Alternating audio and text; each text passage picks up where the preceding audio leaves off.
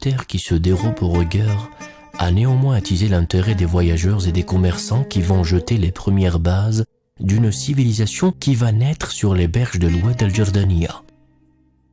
Le sort avait décidé qu'elle émergea en plein cœur du plus grand erg et aussi l'un des plus rudes, le grand erg oriental. Une immensité spatiale, sacrée, qui sortit de nulle part et sans rendez-vous, pour accueillir sur cette terre une multitude de peuplades et de tribus. Elle est la ville des 1001 coupoles, la ville du soleil et du sable, la terre des hommes au teint basané, symbole de pureté et d'authenticité, le berceau des routes et de la douceur de la date, la source du Levant. El-Oued, terre de patrimoine et de civilisation, fut connue jadis pour son commerce florissant, grâce à des itinéraires permanents que tracèrent les caravanes. Chargées de dattes, de tabac, de laine et de sel, celles-ci sillonneront ensuite les routes menant à diverses destinations pour écouler leurs marchandises. À Rdemes en Libye, à Gadès au Niger, à Kano au Nigeria et Tombouctou au Mali. De ces lieux mythiques, les caravanes reprendront le chemin du retour vers El-Oued, ramenant d'autres richesses telles le parfum, l'ivoire, les plumes d'autruche, les cuirs, les encens et de l'or brut. Grâce à cette dynamique commerciale, El-Oued parvint ainsi à rompre son isolement et à accueillir une diversité de civilisations dont la première remonte à l'ère de la préhistoire.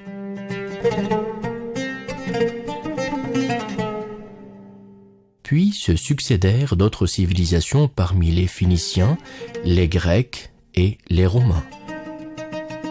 La tentative des Romains d'explorer El-Oued et ses régions du sud se déroula durant la période comprise entre les ans 19 et 22 avant l'ère chrétienne, sous le commandement du gouverneur de la province romaine d'Afrique, Cornelius Pallius.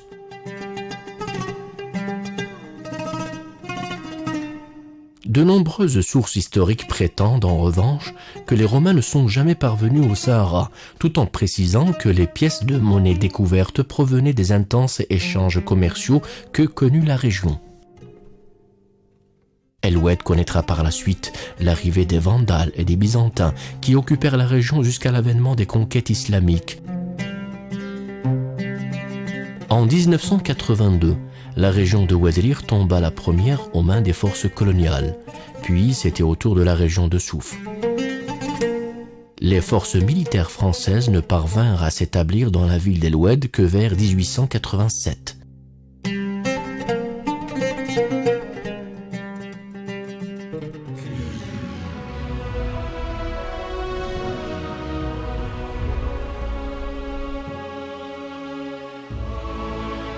La wilaya d'El-Oued occupe le secteur sud-est de l'Algérie.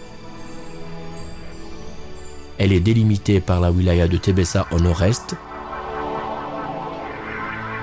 les wilayas de Khenchla et de Biskra respectivement au nord et au nord-ouest, la wilaya de Djelfa à l'ouest et la wilaya de Ouergla au sud-ouest et au sud. El-Oued partage ses frontières est avec la République tunisienne.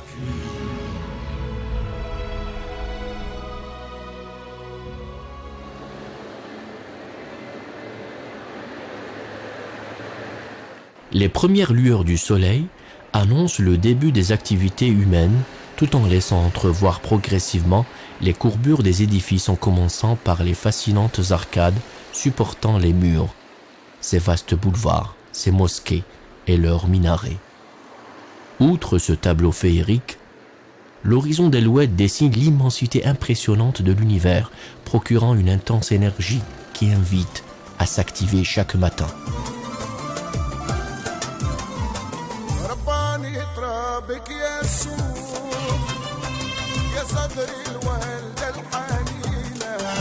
La wilaya d'El-Oued est issue du découpage administratif de 1984. Elle est composée de 30 communes rattachées à 12 daïras.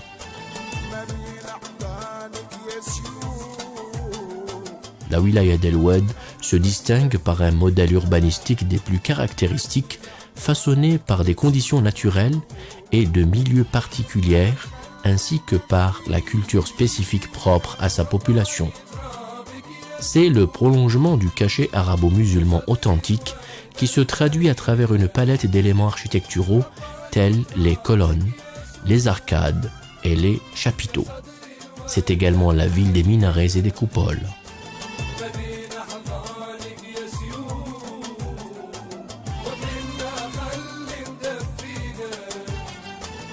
La population d'El Oued a su préserver depuis les temps les plus reculés la coupole qui transparaît à travers toutes les constructions. Les vents épousent la forme circulaire des coupoles et emportent le sable qui vient frapper contre le toit. Le milieu environnant impose à l'homme des défis de toute nature et lui confère les conditions de vie adéquates à même de vivre en harmonie avec les attraits de Dame Nature. À partir de ce constat, la population d'El Oued a fait preuve d'une grande intelligence en concevant ce système de coupoles pour les protéger du soleil brûlant dont l'intensité des rayons est éludée grâce à la courbure des coupoles qui réfléchissent les rayons lumineux du soleil, réduisant ainsi leur impact. En outre, les coupoles représentent également un parfait système d'aération et de refroidissement de l'intérieur des maisons.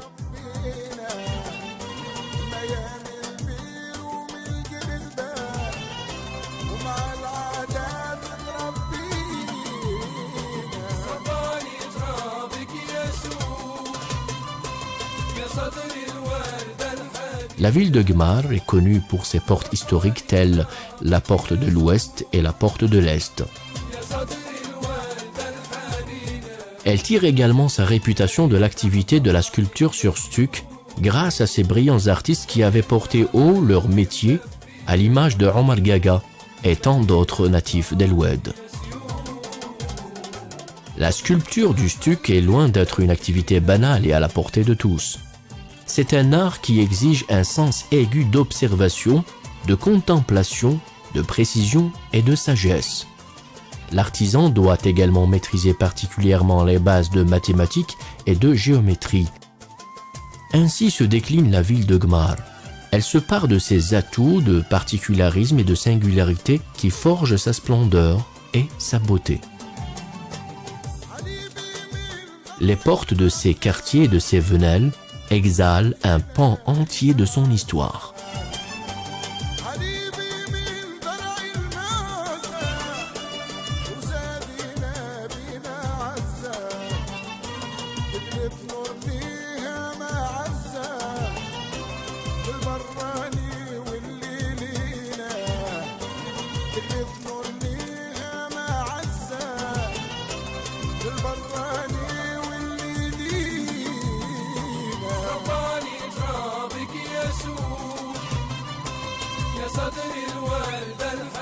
Depuis les temps lointains, la ville d'El Oued a été un important centre économique et commercial pour les villes alentours, à la faveur notamment de ses marchés situés en plein cœur du quartier d'El Achash, qui représente non seulement un intérêt économique, mais jouissait également d'un statut social par l'entremise de sa place publique où le contact humain prenait tout son sens par l'échange d'informations et de nouvelles, le tout dans une ambiance conviviale d'animation culturelle.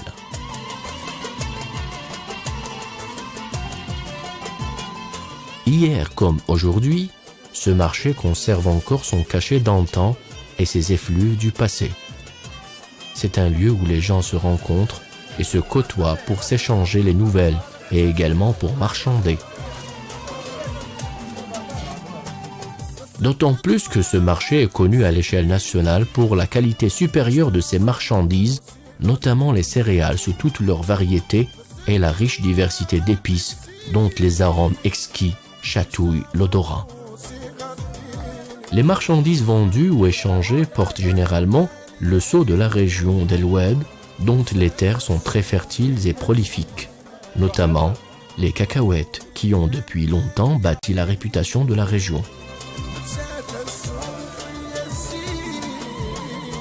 Outre les marchandises classiques, ce marché a connu depuis les temps les plus reculés le commerce de diverses espèces d'animaux et de reptiles.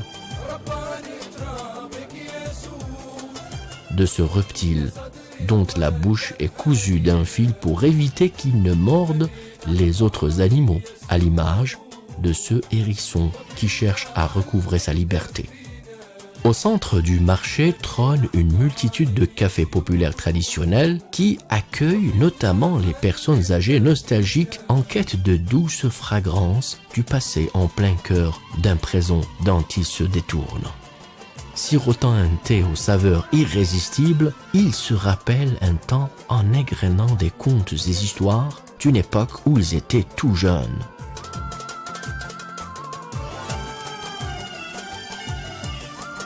La wilaya d'El Oued dispose d'un riche ensemble d'infrastructures d'accueil et d'hébergement, offrant aux touristes de prestigieuses prestations de services à même de garantir leur confort et leur bien-être. Cela est d'autant plus vrai que la wilaya d'El Oued est depuis toujours la destination préférée des touristes. Ce choix n'est pas le fruit du hasard, car El Oued offre une riche palette de sites naturels, archéologiques et historiques admirables. El Oued ne cesse de déployer des efforts incommensurables pour répondre favorablement à la demande de plus en plus exigeante de tous ceux qui recherchent des sensations fortes de plaisir et de détente. Quant aux hôtels de luxe à l'image de la résidence Dawiya, ils ont été conçus en y introduisant des touches artistiques toutes de magnificence. Nulle place à l'ennui lorsqu'on longe le chemin menant à l'accès de la résidence cerné de toutes parts d'élégants palmiers. Le caractère environnemental typiquement sahraoui a été mis en valeur à travers particulièrement le rite du thé en érigeant une représentation d'une kyrielle d'ustensiles entrant dans les préparatifs de ce breuvage séculaire tels la théière et les tasses de thé. La salle d'accueil, conçue également dans un style empli d'élégance et de beauté, est surplombée d'une immense coupole.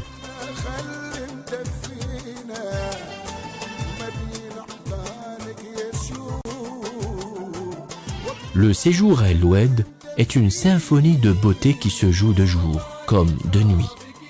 La somptuosité des lieux surclasse la limite du temps et le voyage se déroule de splendeur en splendeur avec une magie sans cesse renouvelée.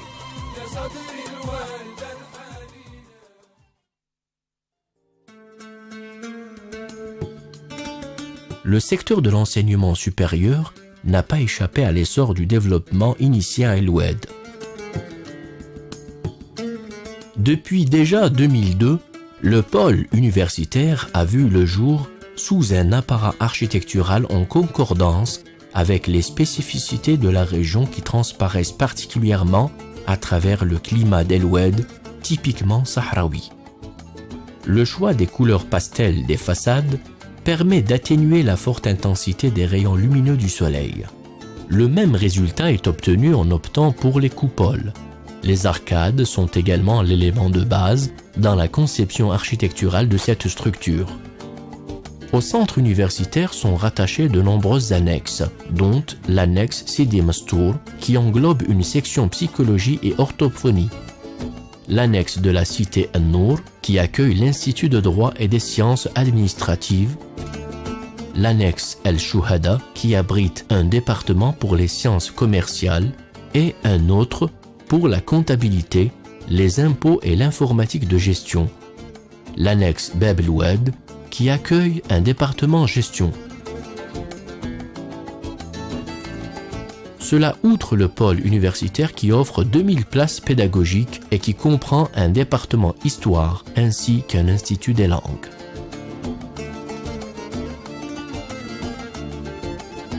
Parmi les nouvelles spécialités dont a bénéficié le centre universitaire, la sociologie éducative et l'électronique, toutes deux intégrées dans le cadre du nouveau système LMD.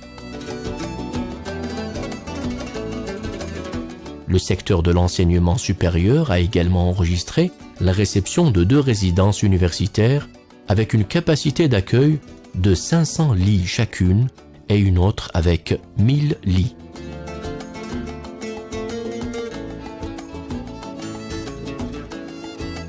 Non loin du centre universitaire, ce complexe de sciences et de loisirs a été construit pour répondre aux besoins de la jeunesse de la région, toutes catégories confondues.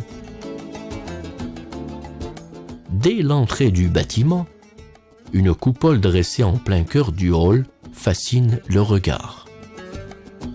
La joliesse des lieux et la beauté des formes revigorent l'esprit et provoquent chez le visiteur un élan de curiosité et d'admiration sur les mêmes prodiges qui avaient mis au jour cette merveille.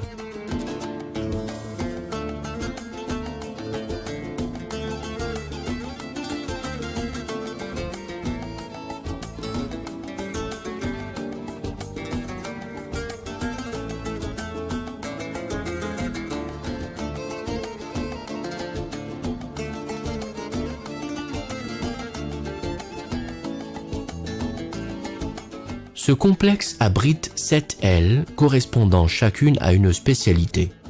La plus importante est la salle d'audiovisuel, toute équipée d'instruments et de matériel à la pointe de la technologie. Les adhérents à cette option apprennent les langues vivantes et améliorent leurs performances en concordance avec leurs activités externes, tout en exploitant également d'autres équipements disponibles dans les salles avoisinantes, en l'occurrence les disciplines liées à l'informatique en liaison avec la toile mondiale de l'Internet. À leur façon, ils réduisent et raccourcissent les distances. Encore mieux, le centre a mis à la disposition des amoureux de l'astronomie des équipements très sophistiqués qui leur permettent de se rapprocher de leur espace extérieur avec l'aide de professeurs spécialisés en la matière.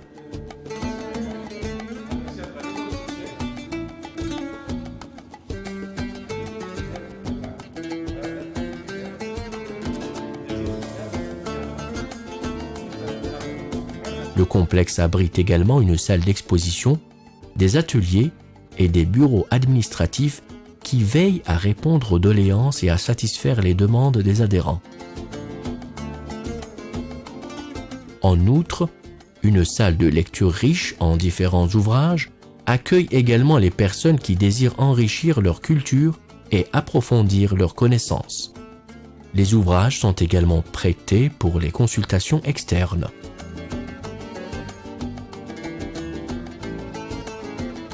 Le complexe est doté d'une salle de conférence et accueille des rencontres culturelles, des débats intellectuels et autres séminaires en tout genre.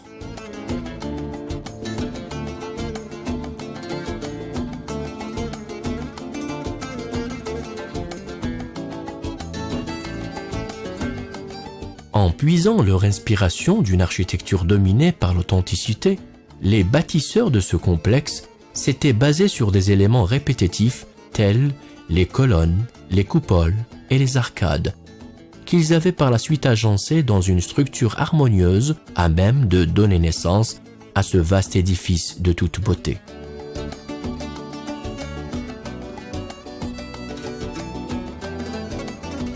Ce style architectural est l'expression innée d'une volonté de dompter la rudesse du climat et de l'environnement. C'est aussi la traduction d'une appartenance spirituelle profonde et le besoin de s'adapter aux conditions défavorables du milieu. La réalisation de cet espace culturel est le couronnement somme toute logique de la dynamique culturelle qu'a connue la wilaya d'El Oued.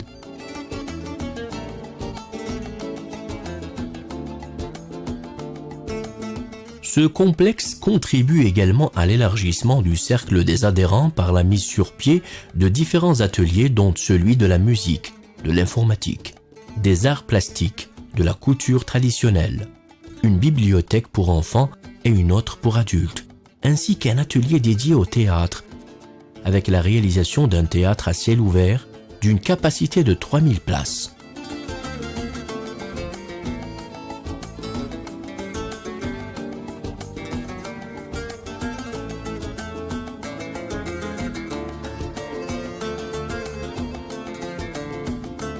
Ces marches mènent au premier étage qui donne directement au hall ouvert vers l'extérieur par des fenêtres qui éclairent naturellement l'intérieur, dont les murs et le parquet réfléchissent les rayons lumineux du soleil.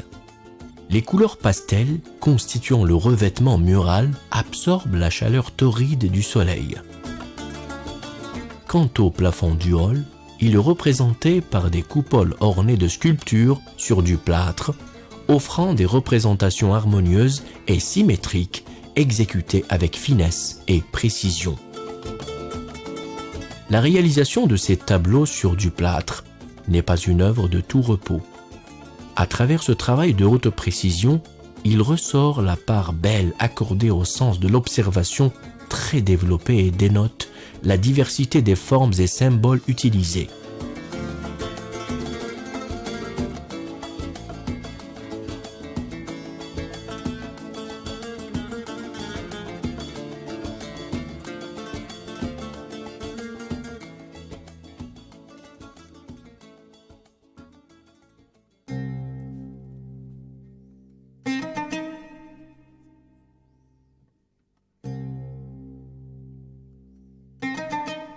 Lorsque les premières lueurs du soleil transpercent l'horizon, un tableau pittoresque se dévoile et prend toute sa valeur dès l'instant où le regard est empli d'admiration et d'ébahissement. Une série de silhouettes se dessine, laissant entrevoir son sable, ses coupoles, ses minarets et ses mosquées.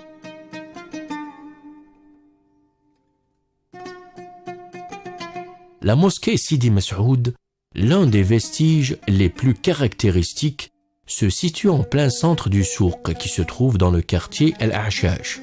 Cette mosquée a été fondée par le cheikh Sidi Masoud al-Shabi aux environs de 1597. Hier comme aujourd'hui, elle conserve encore et toujours son élégance architecturale particulière qui transparaît notamment à travers ses coupoles conçues dans un style extrêmement attrayant. Ces 4 minarets singuliers ont été construits différemment. Chaque minaret se distingue par sa conception, sa décoration, la dimension et la forme de son dôme.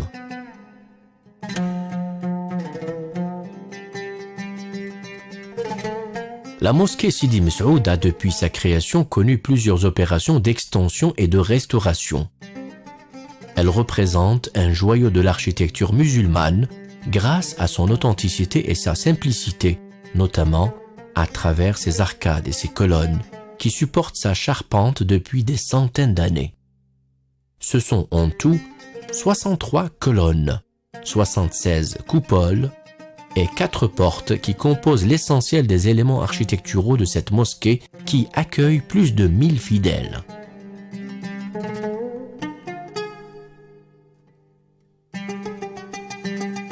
Ce minbar a été ramené en 1930 de la ville tunisienne Gafsa. Les personnes en charge de la gestion des affaires de Jama' Souk avaient conservé ce minbar dans son état d'origine.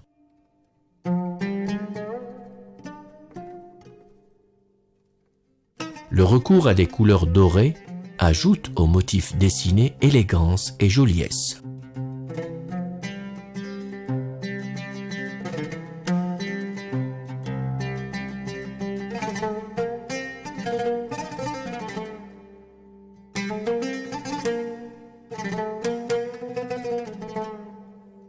Parmi les imams et les enseignants les plus célèbres de cette mosquée, Sidi Mohammed el-Hadi ben Mastour, son fils Youssef qui lui succéda, son petit-fils Bourzala, El-Hajj Abdallah, Sidi el-Jdidi et tant d'autres, tant la liste est longue. Le cheikh Chabrou est l'actuel imam de la mosquée.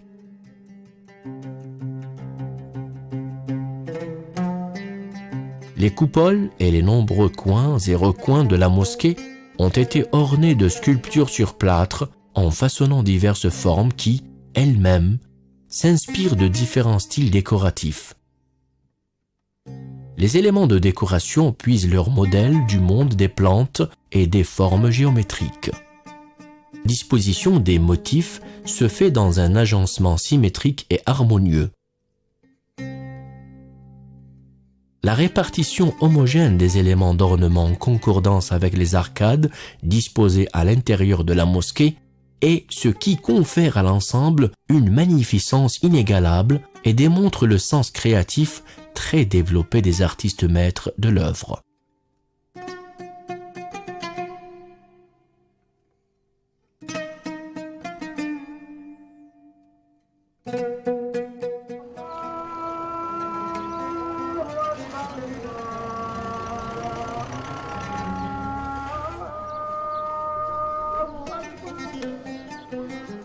La mosquée Al-Udwani fut fondée aux environs de 1267, correspondant à 665 de l'Hégire, par le cheikh Al-Udwani.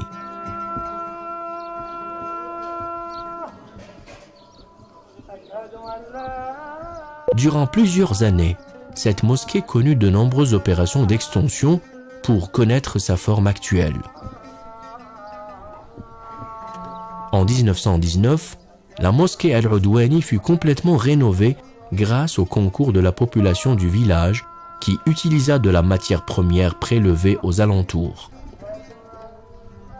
Au début des années 90, cet édifice religieux fut reconstruit tout en respectant son style architectural originel.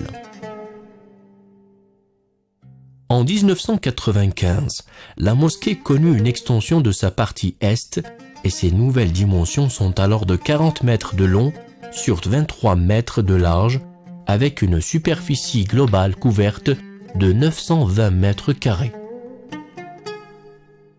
De la coupole centrale de la mosquée pend un énorme lustre qui étale sa lumière sur tout l'intérieur dévoilant les différents ornements et sculptures qui tapissent les murs et les plafonds, offrant un défilé de formes aussi diverses que diversifiées. Quant aux éléments arrondis qui ornent les différents coins de la coupole, ils portent chacun le nom d'un des califes orthodoxes dans un authentique style calligraphique maghrébin.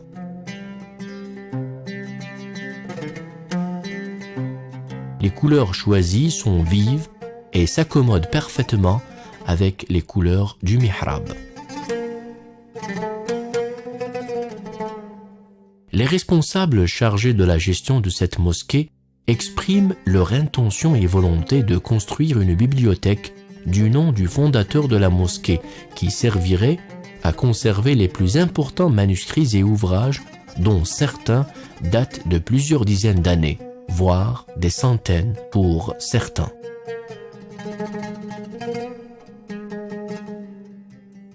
Ce rare trésor inestimable nécessite un intéressement des plus urgents de la part des responsables en vue de procéder à l'entretien, au tri et à la classification de ces œuvres.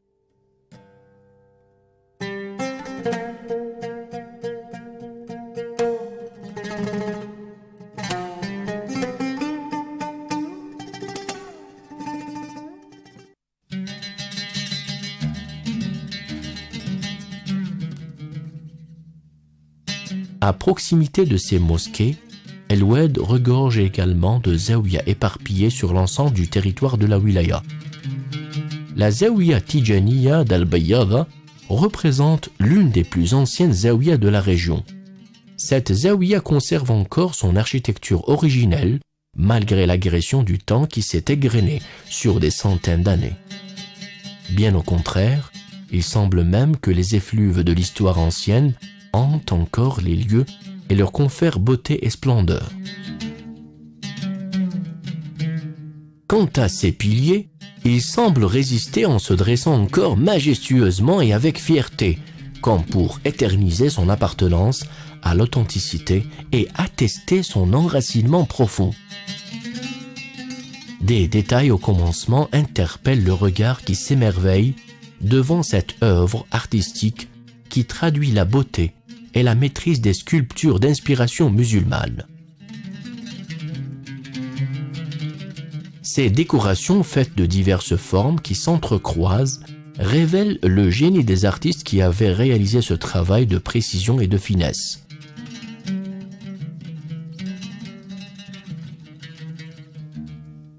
La Zawiya de Gmar a été fondée vers la fin 1797, soit 7 ans après l'apparition de la confrérie Tijaniya. L'accès à l'intérieur donne sur un hall à partir duquel on peut apercevoir un ensemble de structures et d'annexes exceptionnelles, à l'exemple de l'école coranique, de l'espace réservé aux prières, d'un palais, d'un tombeau, de lieux d'accueil ainsi que de passages en forme d'arcade. Au centre se trouve un quartier représenté par un ensemble d'habitations disposées autour d'une petite mosquée que surplombe une coupole qui s'appuie sur une assise de forme carrée. Les Zawiya Tijaniya se distinguent des autres Zawiya par l'originalité introduite dans la construction des coupoles. En effet, cette coupole a été réalisée en forme de pyramide. Cette singularité accentue la beauté de cet élément de la Zawiya. C'est probablement la seule coupole parmi toutes celles d'El Oued qui se décline sous cette forme.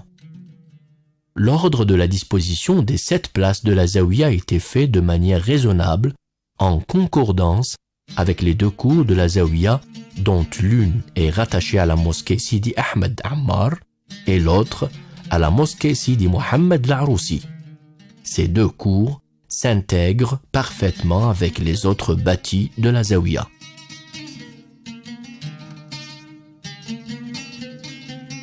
L'intérieur de la coupole pyramidale n'est pas moins esthétique que son aspect extérieur.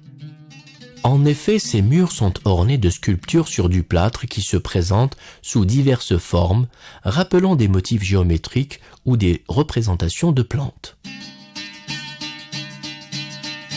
Les arcades et les coins de la coupole de la Zawiya ont été décorés avec de la sculpture sur plâtre où la calligraphie en est la dominante.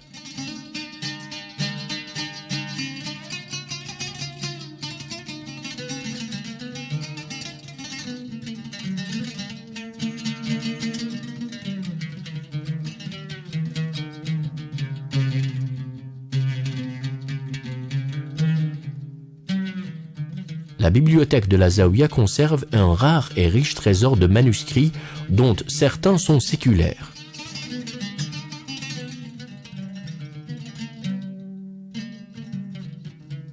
Les thèmes traités dans ces documents sont aussi divers que diversifiés.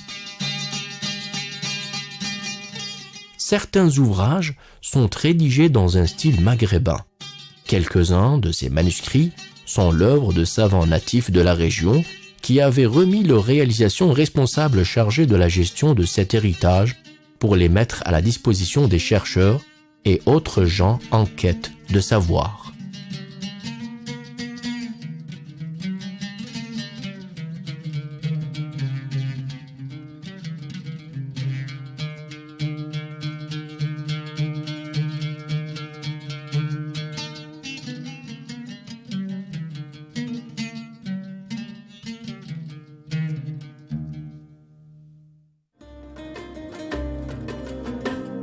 En plein cœur du quartier d'Al-Hachaj se dresse la Zawiya Sidi Salem Rahmaniya. Cette Zawiya porte l'appellation de Sidi Salem en relation avec son fondateur, le saint tutélaire Cheikh Sidi Salem ben Mohammed, lui-même affilié au saint Sidi Mahjoub, enterré à Qayrouan. Sidi Salem naquit en 1186 de l'Hégire à Ouedsouf. En 1236 de l'Hégire, il fonda la Zawiya qui porte son nom.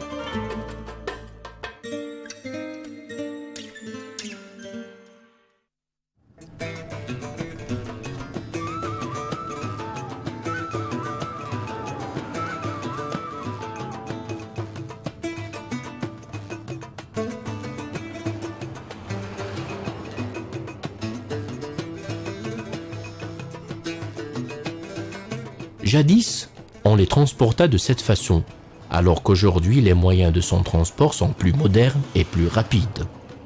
Il s'agit du voyage de la roche de Tefza, extraite d'un filon à faible profondeur. Un voyage dont la destination finale ce sont les fours d'El Foulia. dont l'appellation s'est depuis longtemps confondue avec ce métier.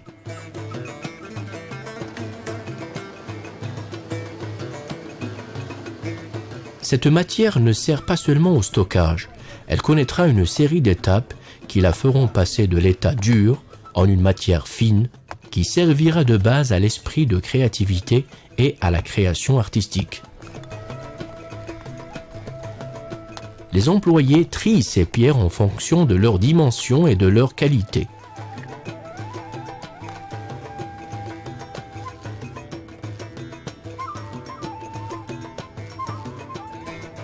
Les fours traditionnels sont préparés. Ils sont de dimension moyenne et de forme circulaire. Localement, on les appelle « el-couche ». Les pierres sont disposées les unes sur les autres à l'intérieur du four, dont la base abrite une chambrette dans laquelle on allume le feu qui sert à chauffer les pierres.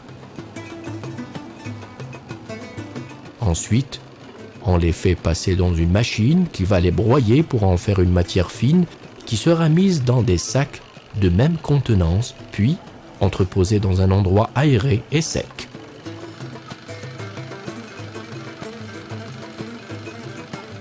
Cette dernière étape signe la fin du voyage des pierres de Tefza qui avaient concédé leur forme originelle au four d'El Foulia. À partir de là, une autre histoire commence. Celle des mains prodiges de jeunes artistes d'El Oued qui vont insuffler à la pierre de Tefza une seconde âme en laissant libre à leur créativité.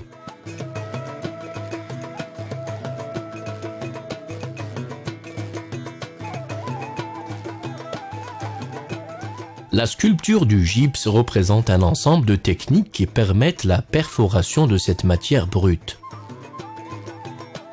Les motifs déterminés représentent par exemple des formes géométriques dont la base est l'interdépendance et l'entrecroisement de différentes formes.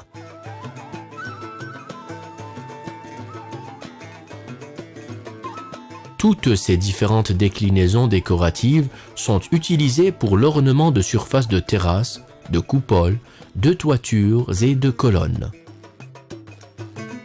Cet art possède ses propres fondements et lois qui s'inspirent directement de la nature, telles les règles de l'équilibre, de la répétition, de la symétrie et de l'entrelacement des différentes formes. Toutes ces bases reposent sur les principes de la géométrie.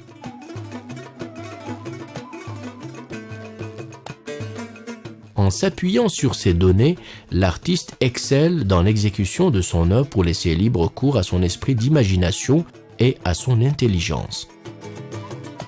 La population d'El Oued, particulièrement celle de Gmar, est reconnue pour sa maîtrise de la sculpture sur le gypse et ce, depuis les années 40 du 19e siècle.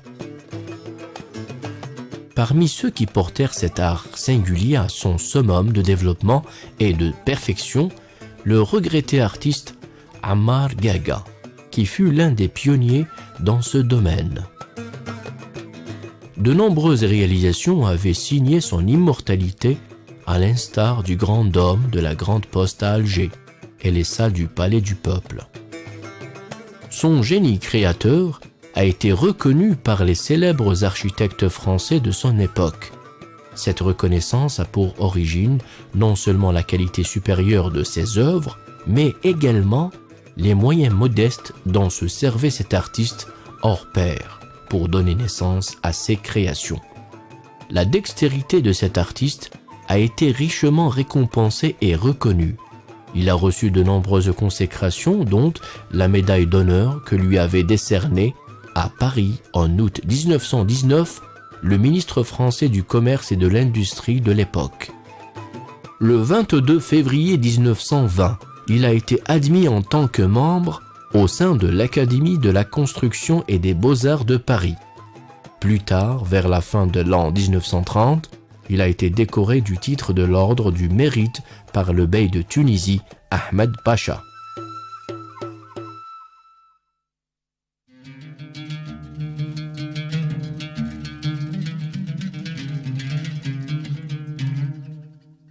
Le palmier ne se contente pas de fournir la seule douceur de ses dattes.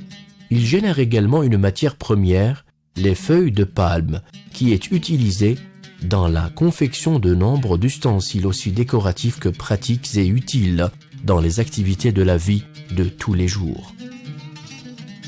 Cet arbre est une source de richesse intarissable.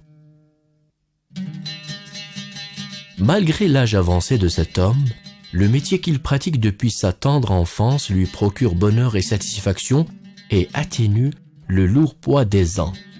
Il se voit alors gratifié d'une énergie renouvelée et d'une volonté à l'épreuve de tout pour lui permettre de reprendre aussitôt les forces.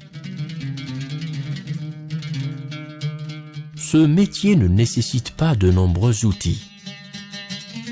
La seule exigence qu'il est recommandé de satisfaire est tout simplement de montrer une certaine adresse à exécuter de simples gestes, mais néanmoins rapides, précis et harmonieux. En fait, pour maîtriser ce métier, il faut juste l'aimer par-dessus tout. À un stade avancé, il faut avoir recours à une aiguille d'épaisseur moyenne que l'artisan utilise pour coudre et fixer entre elles certaines parties de ses produits artisanaux, ultime étape de la finalisation. Les dernières touches sont alors entreprises pour que le produit soit enfin prêt à être utilisé.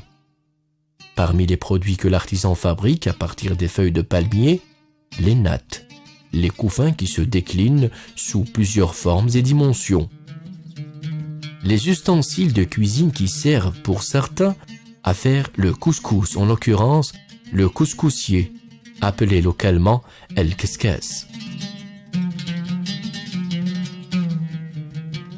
ainsi que divers autres produits utilisés dans la vie quotidienne.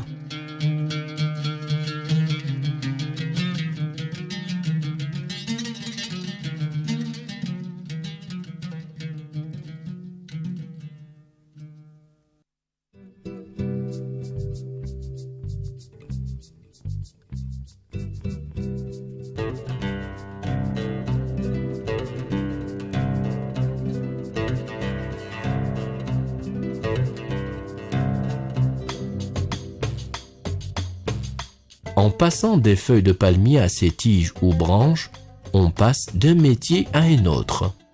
Exactement comme le passage, à travers ce geste simple, d'une sensation à une autre, ou plutôt d'une étape à une autre.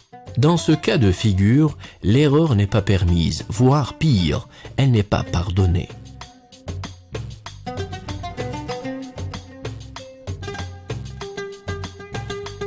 Ici non plus, point de perte de temps car il est si précieux. Son esprit professionnel nous invite à découvrir cette activité en assistant aux différentes étapes qui mènent peu à peu à la finalisation du produit.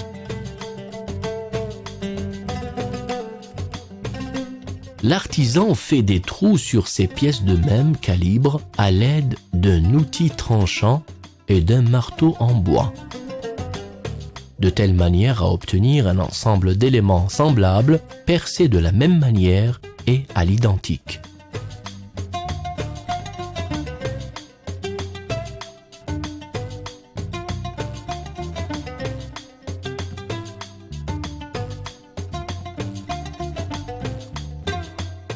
Ensuite, il fabrique d'autres petites pièces plates tranchantes de même dimension qu'il tissera en les faisant entrer par les trous dans une gestuelle d'entrecroisement entre deux pièces longues et parallèles.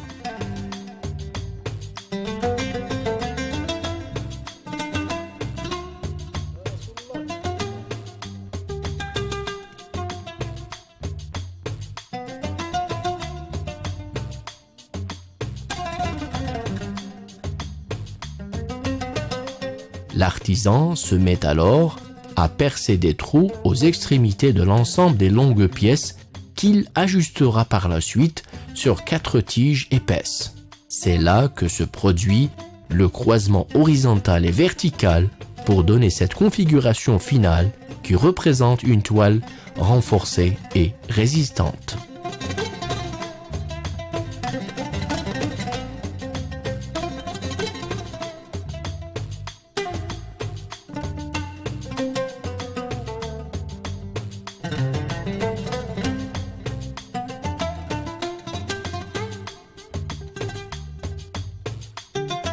La prochaine étape consiste à relier la toile qui fait figure d'assise à 4 autres tiges identiques, dotées elles aussi d'une sorte de branche tendre pour prendre des formes d'une extrême beauté et finesse. Le résultat final semble être une base d'appui et de confortement.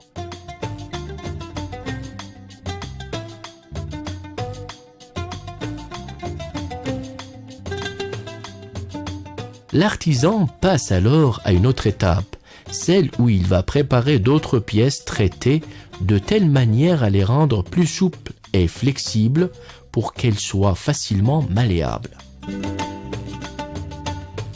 Cette dernière étape détermine la forme finale du produit. C'est ainsi que l'on fabrique des chaises en utilisant des tiges de palmier.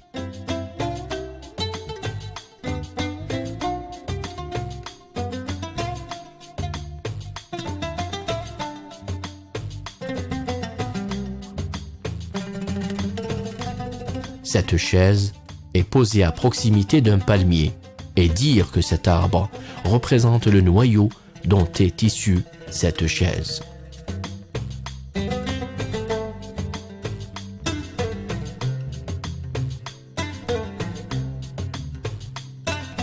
Les jeunes hommes d'El Oued ne sont pas les seuls à manifester leur attachement au passé de leurs ancêtres. La junte féminine n'est pas en reste.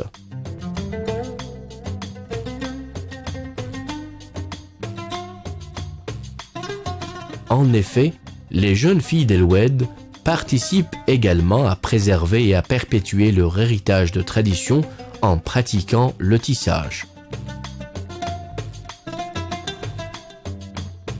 Le résultat de cette activité se perçoit à travers les produits générés dont Al-Hambal, Al-Burabah, des couvertures, des tapis qui se déclinent sous différentes variétés, le burnous, le reshabia et tant d'autres produits.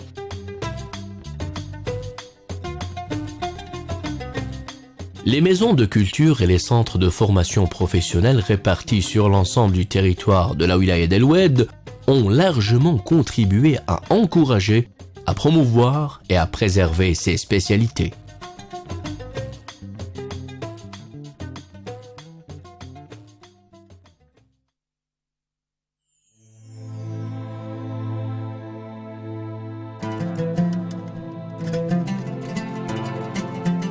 Le défilement des rayons lumineux du soleil dévoile la sérénité et la grandeur de ces vieilles maisons qui se dressent encore dans cette région qui narre son histoire à tous, mais qui préserve intacte sa candeur et ses effluves.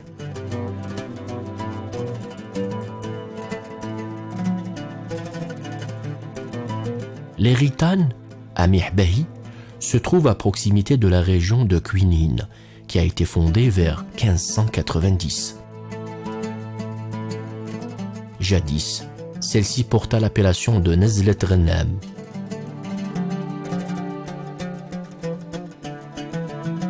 On prétend que l'origine de cette appellation serait liée à un homme en quête d'un refuge.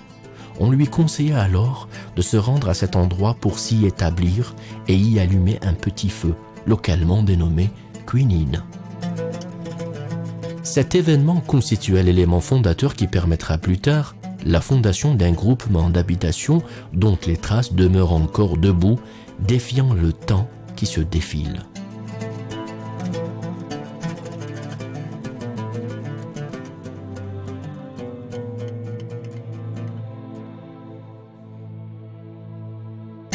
La région de Ouedrir est connue depuis les temps les plus reculés pour avoir accueilli le nombre le plus élevé de saints tutélaires qui venaient dans cette contrée pour la diffusion du savoir et l'enseignement de la religion et de tout ce qui a trait à la vie quotidienne des habitants. Parmi ces dévoués à la cause humaine et religieuse, le saint homme Sidi Ali Ben Mahjoub, qui a été fasciné par la splendeur de cette localité pour y mener une vie d'ascète dans un environnement empli de paix et de sérénité.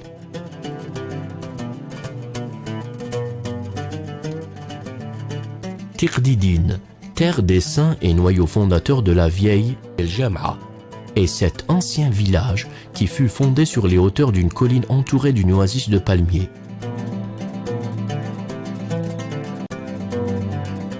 Les principales particularités urbanistiques de ce village résident dans son architecture originelle, qui se décline à travers des rues et ruelles étroites et couvertes. Certaines versions rapportent que ce site avait été choisi dans le but de rassembler la population de Ouadrire éparpillée dans différentes régions. Cet endroit portera alors l'appellation de Dar Rijal al-Hashan, signifiant lieu des hommes de palmiers et de plantations.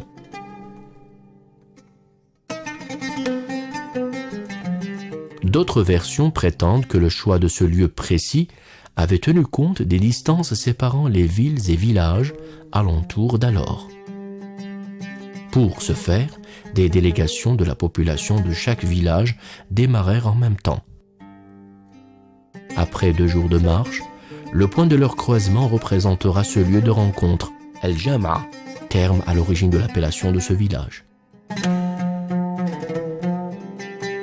Il ne reste de l'ancienne Jama'a que cet ensemble de maisons qui résiste encore contre les agressions du temps qui s'égrènent. Tout ce que recèle cette ville en héritage historique et naturel a fait d'elle un important site touristique drainant une foule immense de visiteurs.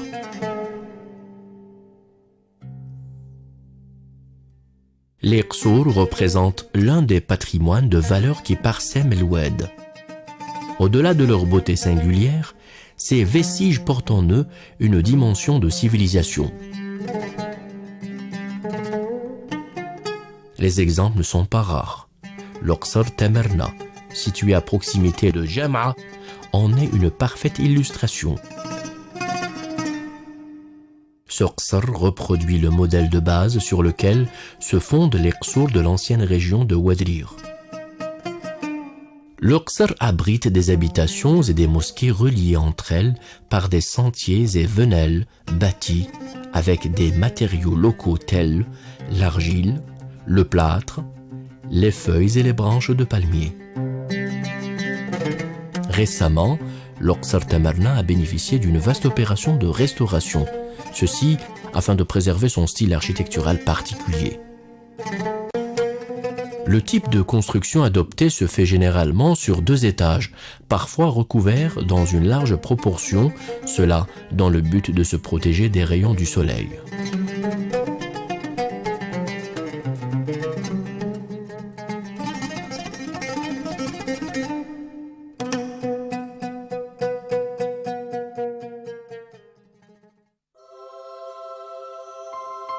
La préservation et la protection de la mémoire collective d'El Oued ne s'est pas seulement traduite à travers les chantiers de restauration et de réhabilitation des Qsar et autres formes du patrimoine local, mais elle s'est également matérialisée par la conservation de diverses pièces et reliques archéologiques au niveau de 4 musées, dont l'annexe du musée du Moudjahid à El Oued, fondé en 1993. Il abrite différents témoignages retraçant l'histoire de la région durant la glorieuse révolution de libération nationale. La bravoure et la ténacité des combattants avaient porté un coup dur au moral des troupes des forces coloniales, ce qui les a amenés à édifier des camps de concentration et de torture au fin fond du Sahara. Parfois, le Sahara n'est pas seulement cet espace qui offre des moments exceptionnels de détente et d'évasion, mais en de nombreuses occasions, il n'est pas aisé à ceux d'entre lesquels leur liberté leur avait été ravie d'accaparer de l'immensité de ces lieux, ne serait-ce que quelques mètres.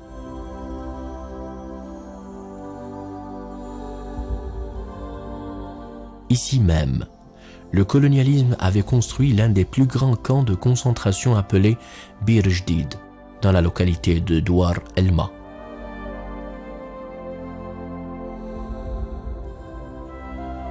Ce camp militaire était doté d'une piste d'atterrissage représentée par une longue ligne droite en plein cœur de ce sentier naturel.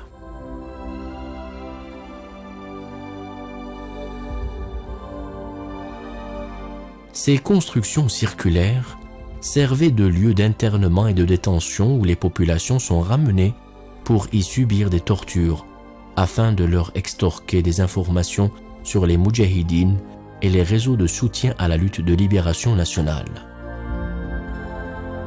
Ces pièces particulières servaient également pour le stockage d'armes. Sur les côtés, on entrevoit de petites ouvertures d'aération, mais point de porte d'entrée. En fait, à quelques mètres de ces pièces, des accès souterrains mènent directement à différentes petites chambres dans lesquelles on pratiquait la torture, alors d'autres étaient destinés à la détention.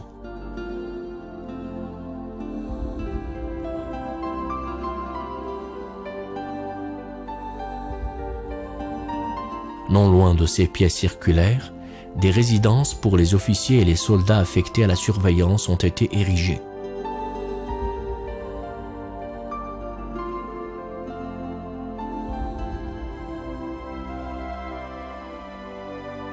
Les locaux réservés pour les officiers étaient structurés en 5 chambres et en une cour qui s'ouvre sur 3 portes. Quant à la partie destinée aux soldats, elle est composée de 7 pièces et d'une cuisine.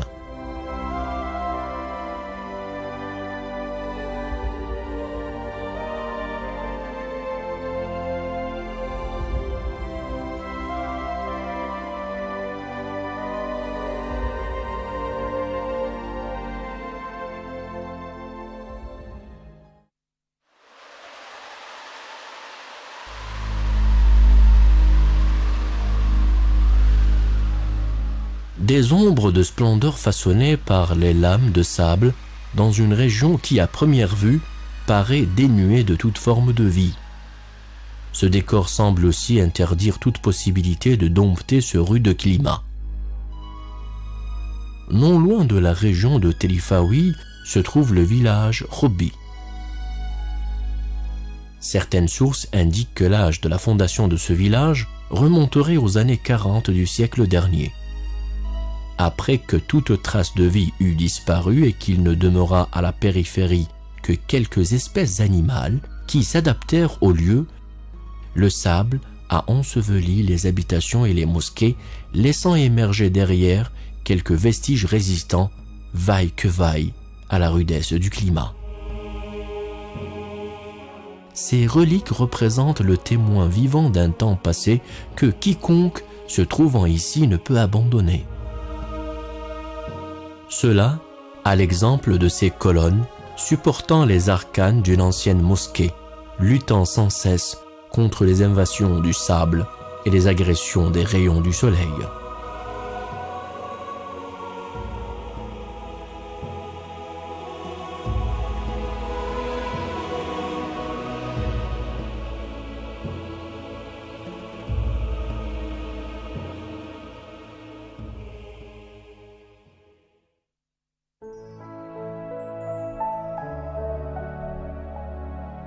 En plein cœur d'un tel mirage, comment peut-on retrouver son chemin dans l'immensité du désert d'El Oued sans se perdre? Les habitants d'El Oued ont résolu cette problématique depuis des siècles en apportant des solutions et des réponses à ces questionnements et à ces inquiétudes. En effet, pour éviter de se perdre, la population d'El Oued avait mis au point un système ingénieux de postes de repères appelé localement Gmirat. Elles sont exploitées pour matérialiser les itinéraires complexes en plein Sahara, notamment ceux empruntés par les caravanes. Ces repères signalent également la présence à proximité d'une source d'eau.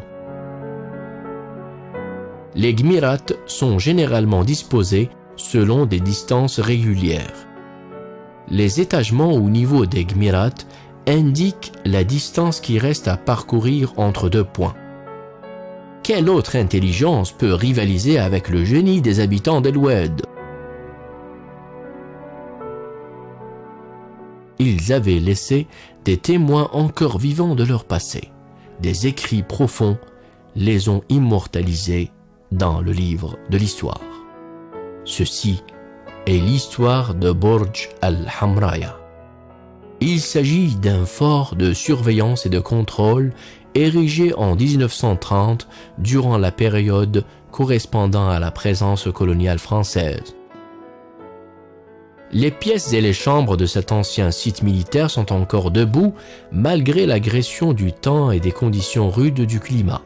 Ce lieu demeure un site touristique qui draine les amateurs du tourisme historique et de la découverte.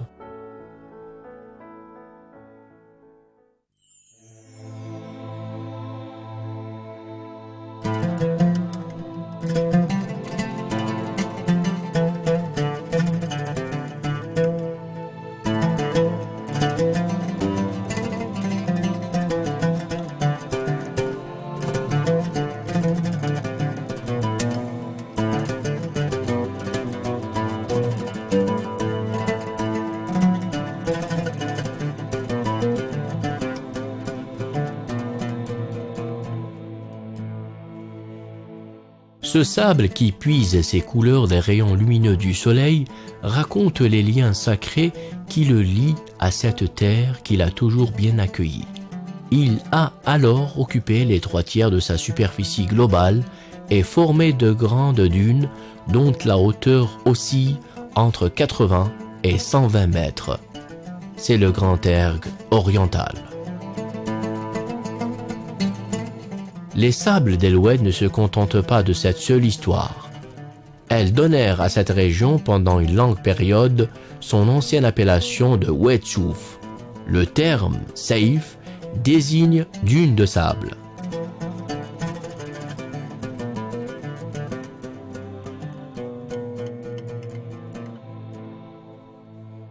La relation qui fut établie entre les dunes de sable et épées tranchantes réside dans le fait que les sommets des dunes de sable rappellent le tranchant d'une épée. Avec le temps, Saïf devient Souf.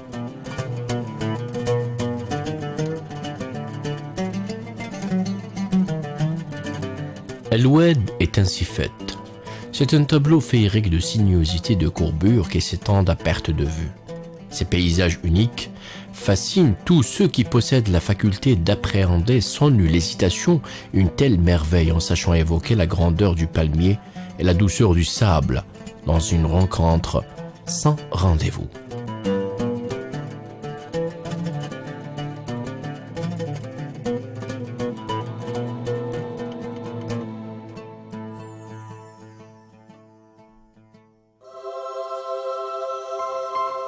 Il n'y a nulle place à l'étonnement de savoir que les dattes de cette oasis puisent leur saveur suave du sel de ce chott. Il n'est également que consternant qu'en plein cœur de cette blancheur immaculée, un enfant trouve son chemin en quête de la vie dans un long déplacement à la recherche de bois pour allumer le feu. Tout cela représente une large palette de paradoxes et d'anachronismes attrayants et que l'on ne trouve nulle part ailleurs qu'à El Oued.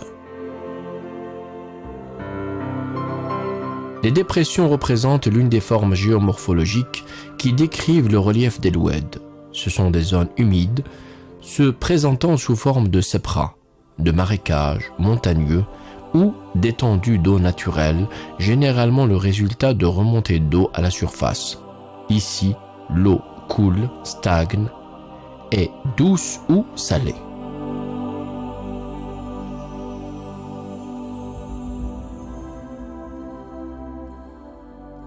La wilaya d'El Oued abrite 3 zones humides sur un total de 42 qui essaiment le territoire national. La majorité de ces dépressions se trouvent dans le secteur nord de la wilaya d'El Oued et s'étendent vers l'est avec des altitudes variables entre -10 et -40 mètres.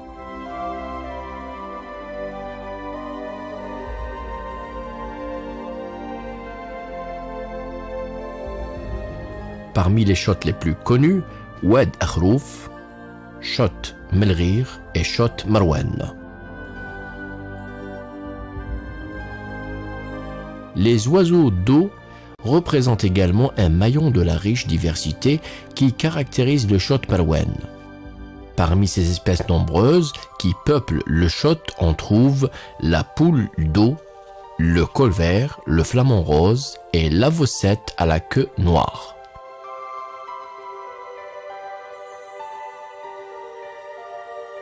Cet environnement offre à ces oiseaux un site inévitable du fait qu'elles en font une halte obligatoire lors de leur mouvement migratoire entre l'hiver et l'été.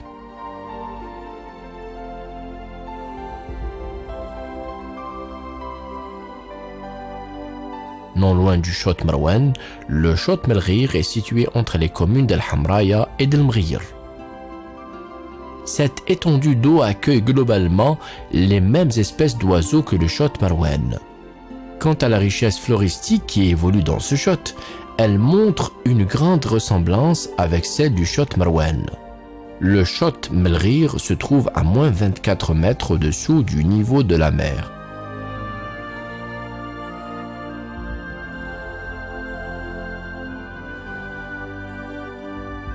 Il est fort probable que, représentement, les oiseaux du Chott Marwan quitteront ces lieux à destination du Chott Melghir en quête de chaleur et de quiétude, ou alors inversement.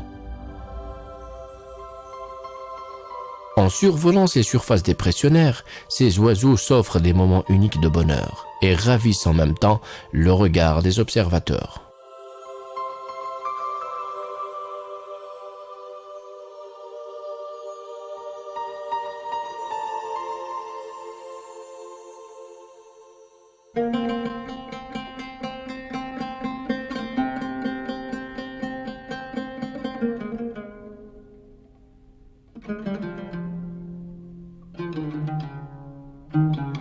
Un cours d'eau qui sème la vie dans ce lac depuis des centaines d'années.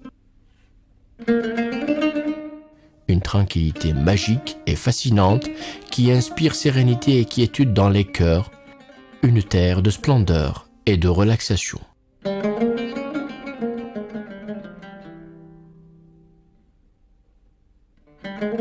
C'est le lac Al-Ayata qui se situe en bordure de la commune de Sidi Amran, non loin de la ville de Jama.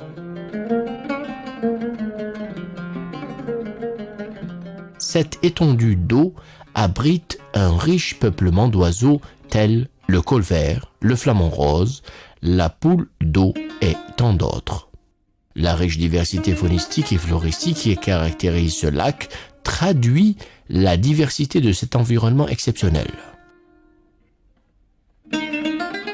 Ce lieu représente une destination et une halte privilégiée par les oiseaux migrateurs qui viennent de l'Europe, de l'Asie occidentale et de l'Afrique pour passer l'hiver en toute sécurité.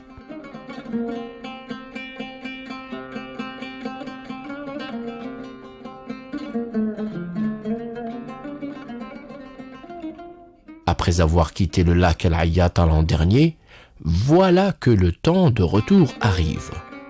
Ces espèces d'oiseaux retrouvent un lieu familier qui s'accommode à son tour de leur présence. Un lieu où le ciel est bleu azur, l'eau est pure et les palmiers verdoyants. Ces oiseaux expriment à leur manière leur bonheur de se retrouver dans un endroit qu'ils connaissent parfaitement.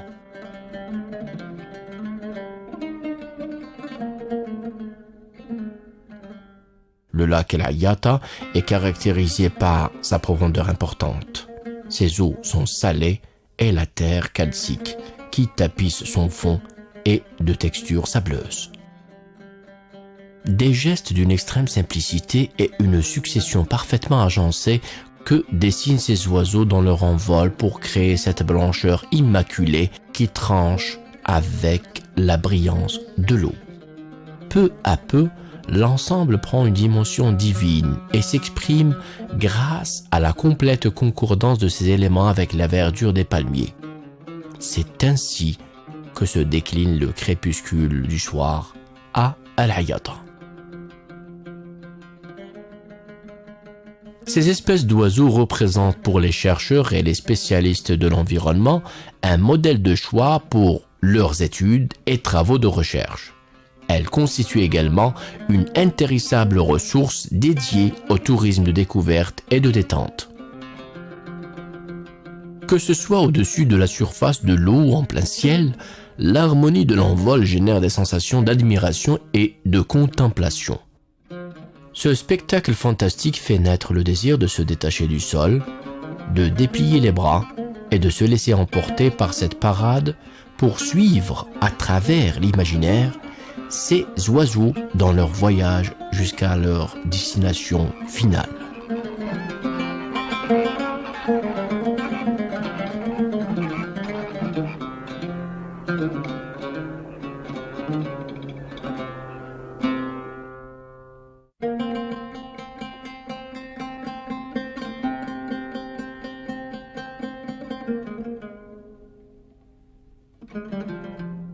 Une adresse différente pour une beauté magique. Ainsi sont faits les lacs d'El Oued. Outre le lac El Ayata, d'autres zones humides longent également la région de Wadir. Qanat Toyour, El Malah, le lac Sidi Khlil, le lac Ain Safra, Oued Sira et le lac Ain Zirqa. Le lac Ain Zirqa est une terre de contes et de légendes. Il représente également une importante diversité environnementale et biologique. La longue distance qui sépare le littoral du Sahara est vite raccourcie grâce à ces poissons qui accueillent les visiteurs à leur manière. Ces lieux avaient-ils choisi ce faste et cette magnificence pour y élire domicile, ou alors c'est la beauté qui a apporté son dévolu sur ces lieux?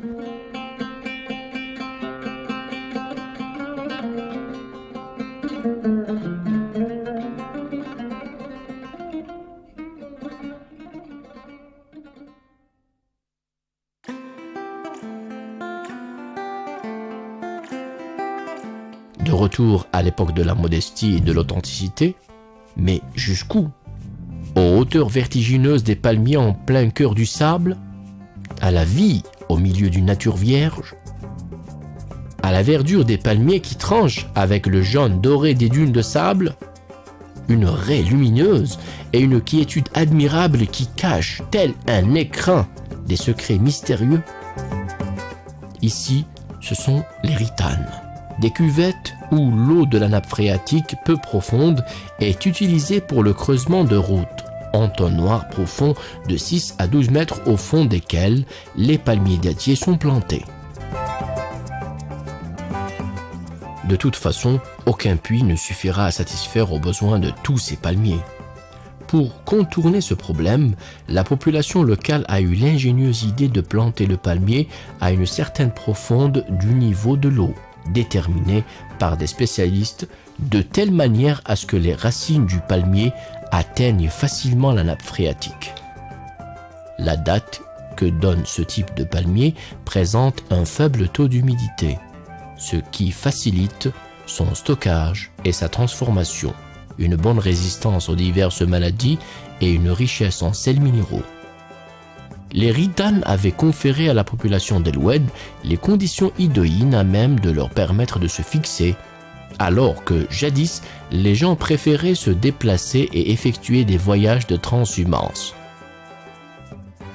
Anciennement, Ar-Mala est un terme qui qualifie ceux qui creusent les ritanes.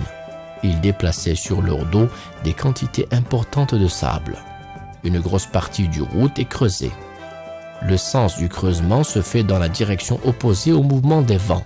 Par la suite, le vent se charge de creuser leur moitié du route. N'est-ce pas là une preuve tangible du génie créateur de la population d'El Oued dans sa stratégie intelligente de dompter le Sahara et de s'adapter aux rudes conditions de ce milieu aride?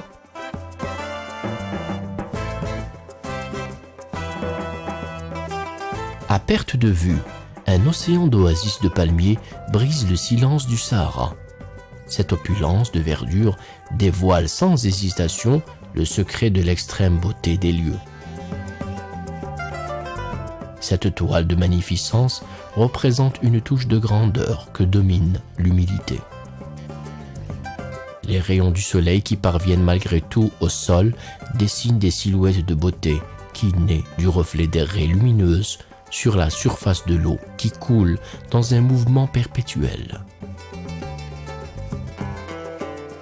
Les techniques d'irrigation avaient connu un processus de modernisation notoire, après que la tradition dominait jadis cette activité en ayant recours à des procédés primitifs.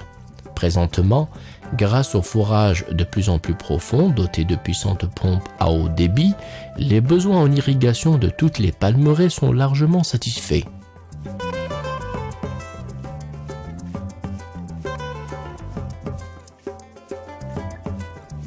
Le palmier dattier représente la principale richesse de la wilaya avec plus de 3 613 415 palmiers, dont 2 631 473 palmiers productifs, couvrant ainsi près de 37% de la production nationale.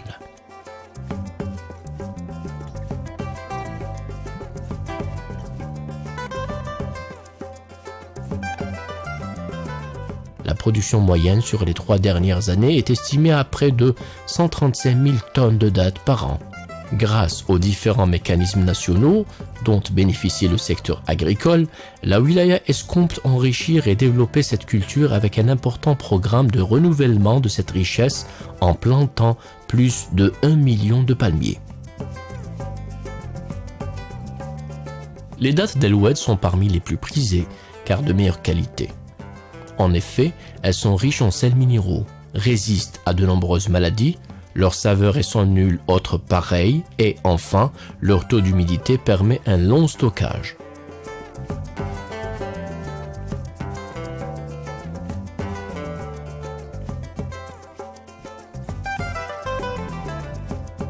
Une nouvelle expérience agricole a été engagée à El Oued. Un tableau unique qui ne se trouve qu'à El Oued. Un olivier et un palmier, 2 arbres sacrés qui se dressent côte à côte. L'intensification de l'oléiculture a concerné de vastes superficies.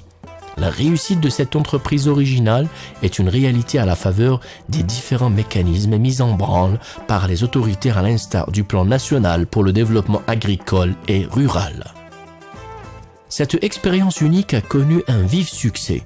Ce nouveau venu dans le secteur agricole connaît un engouement particulier de la part des agriculteurs qui s'y consacrent avec beaucoup d'entrain.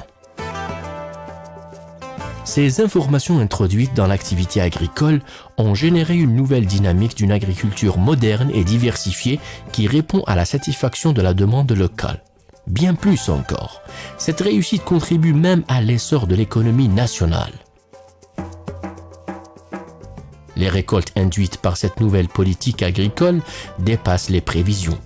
La qualité supérieure du produit est un signe annonciateur de la continuation de cette initiative.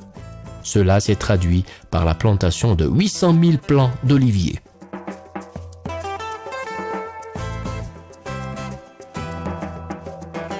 La cueillette d'olives est l'une des autres saisons de l'année à El Oued.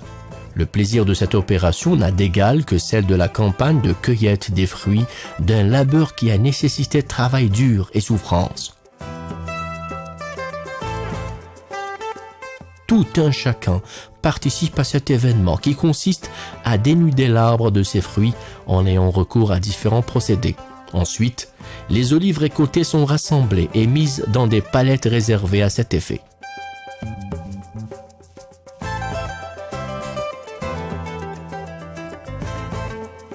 Les femmes ne sont pas en reste.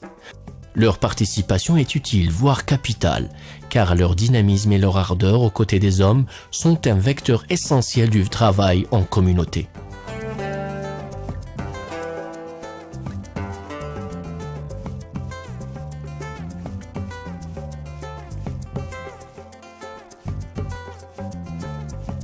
Après la récolte, la production prend le chemin des pressoirs. Ici, dans ces locaux, l'opération de tri est automatique.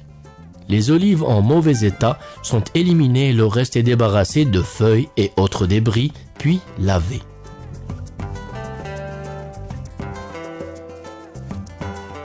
L'huile d'olive d'El Oued recèle nombre de qualités qui en font une excellente huile.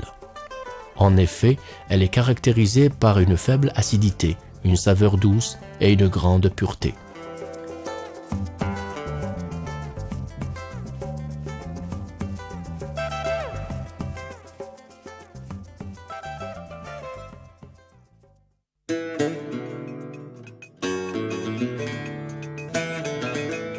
Le paysage d'El-Oued fait de dunes de sable doré et des coupoles de la ville qui retracent sa longue histoire tranche nettement, et non sans émerveillement, avec ses formes circulaires de verdure qui brisent la monotonie et la monochromie du Sahara.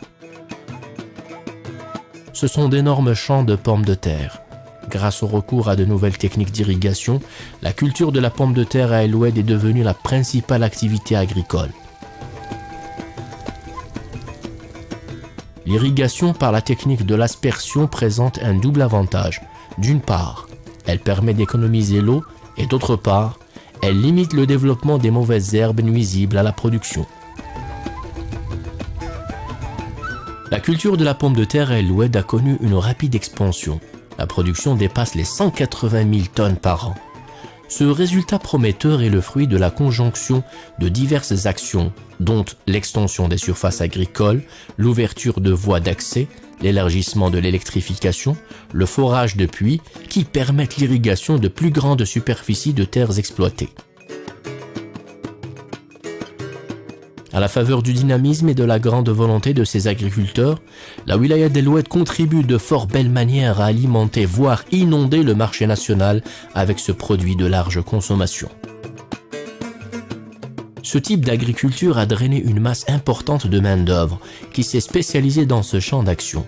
L'expérience acquise dans ce domaine a permis d'accroître la production aussi bien d'un point quantitatif que qualitatif.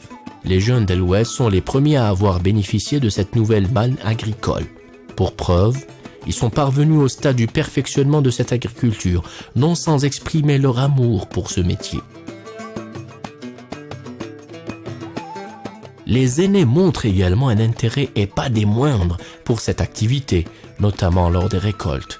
La pomme de terre puise sa qualité de la douceur et de la pureté du sable d'El-Oued.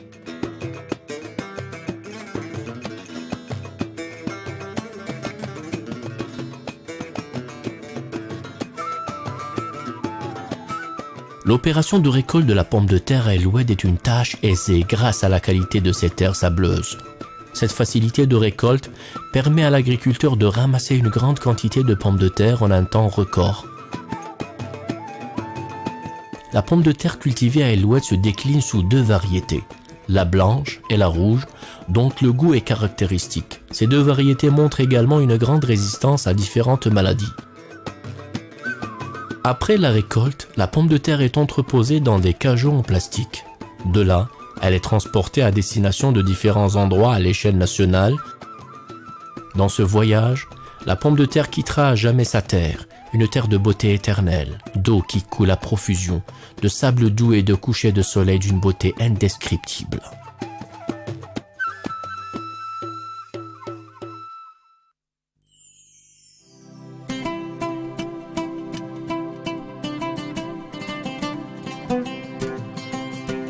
Leur nom est associé à l'aridité du climat et à la dureté de l'environnement dans lesquels ils évoluent depuis des millénaires, car parfaitement adaptés.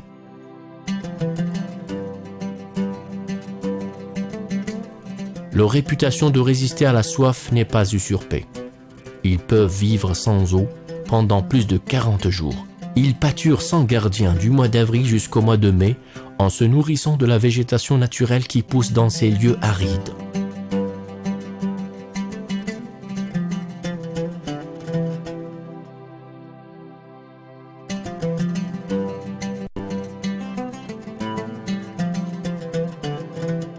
Ces plantes leur procurent satiété, mais également résistance à certaines maladies telles la gale et la teigne.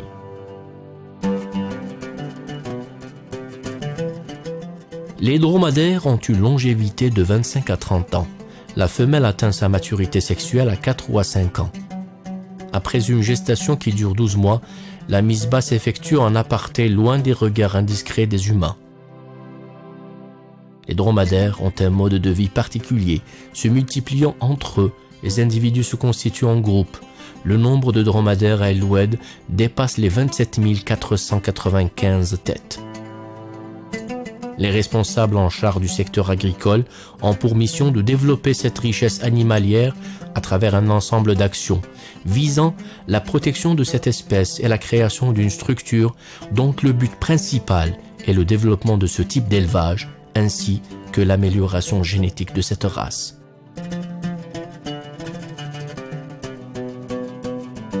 Il est admis qu'il existe une relation étroite entre l'environnement et les êtres vivants qui peuplent ce biotope. Dans de nombreuses circonstances, il se crée un lien très proche entre la beauté de la nature et celle des créatures qui se mettent à chercher l'eau où qu'elle se trouve, une eau si rare que les différentes espèces n'ont d'autre choix que de résister à la soif qui les terrasse au point de perdre leur grâce et leur éclat. Le fennec est un canidé qui peuple le Sahara de l'Ouest depuis des siècles. Ce petit animal a élu domicile dans cet environnement où il s'est parfaitement adapté. Ni la chaleur torride du climat, ni la rudesse et l'aridité du désert ne l'incommodent. Le fennec ressemble au renard auquel il s'apparente.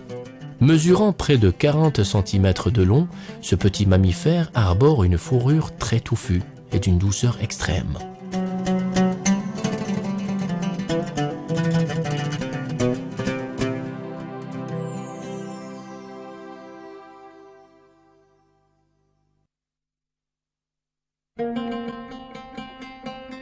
Les cieux de l'Ouest sont principalement habités par deux espèces d'oiseaux, l'une à tête rouge et noire et l'autre étale un plumage gris. Ces oiseaux de petite taille sont très vifs. Ils se nourrissent d'une variété de petits vers. Terrés sous le sable, de nombreuses espèces se développent et s'épanouissent parfaitement dans ces milieux qui apparaissent à première vue inhabités. Parmi ces espèces, le poisson de sable appelé localement al-Sharshmana. Cet animal se déplace dans le sable avec une grande agilité. Tel un poisson, il plonge et glisse dans le sable avec une très grande aisance. Lorsqu'elle est pourchassée à la surface du sable, elle file à grande vitesse. Lorsqu'elle se sent menacée, elle s'enfonce verticalement dans le sable à une profondeur de plus de 20 cm. Mais pourquoi tente-t-elle de se terrer sous le sable cette fois-ci ? Elle semble embarrassée par la présence d'un autre visiteur dans le secteur.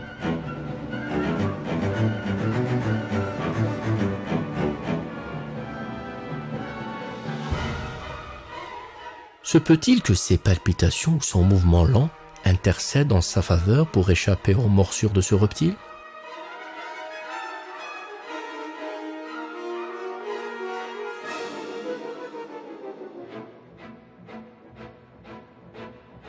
Cet animal appelé localement al-Waral mesure près de 40 cm de long. Il semble préparer une surprise à son rival. La crainte qu'il ressent lui a fait perdre ses capacités. Pour la seconde fois, elle échoue dans sa tentative de se soustraire à son ennemi en se cachant dans le sable. En revanche, ce reptile sort sa langue non pas pour s'amuser avec elle, mais pour en faire sa proie de la journée.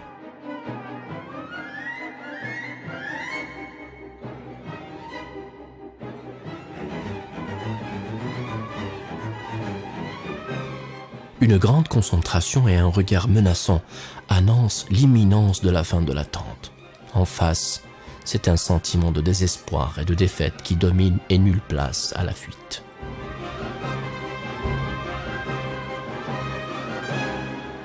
Se peut-il que ce geste de la tête soit le dernier pour elle ?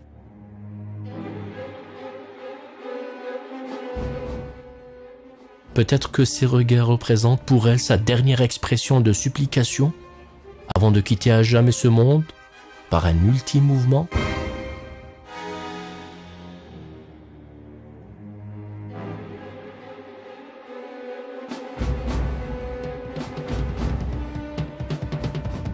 La vie est une éternelle répétition. Il se nourrit de plus petit que soi. Il s'acquitte de sa tâche et s'en va sans qu'il se rende compte que dans cette existence, il y a aussi d'autres formes de rapports de force. Ses mouvements se ralentissent et un sentiment de méfiance l'envahit. Cette fois-ci, il ne sort pas sa langue pour exhiber sa suprématie, mais plutôt par crainte. un danger se rapproche de lui. En un laps de temps, l'équation existentielle est inversée. Il est convaincu que son salut dépend de la fuite, ne serait-ce que pour quelques instants.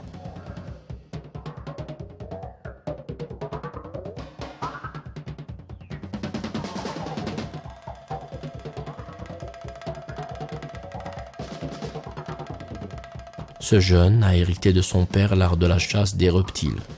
Grâce à son instinct, il peut localiser le lieu de présence de ses proies. Voyons comment il se débat pour montrer la puissance de sa queue, ou plutôt, comment il se défend pour préserver sa vie. Peut-être que la proie qu'il vient d'ingurgiter lui a procuré assez d'énergie pour vaincre. Dispose-t-il de suffisamment de force pour échapper à ce jeune? Probablement oui, mais pas pour longtemps.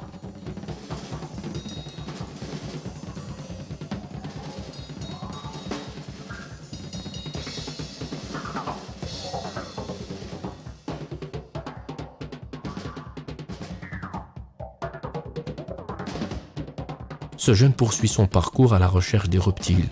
Avec le temps et l'expérience, il a pu acquérir la capacité à débusquer ces créatures qui, pourtant, sont si bien cachées dans le sable qui, désormais, ne les protège plus. C'est ainsi que le poisson des sables se trouve capturé entre les mains du jeune chasseur, à la même enseigne que son prédateur naturel. C'est là la confirmation de l'éternelle équation naturelle qui régit les rapports entre les plus forts et les plus faibles, qui évoluent dans un même environnement, de surcroît des plus rudes. Arborant ses trophées, ce jeune poursuit son chemin à la recherche d'autres secrets qui se cachent sous les sables.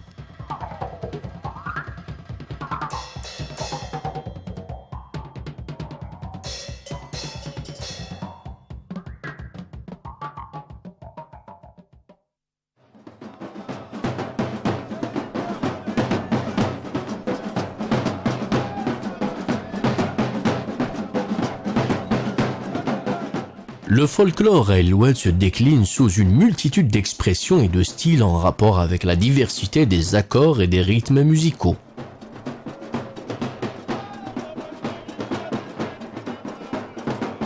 Les spécialistes en art folklorique connaissent cette particularité et cette richesse.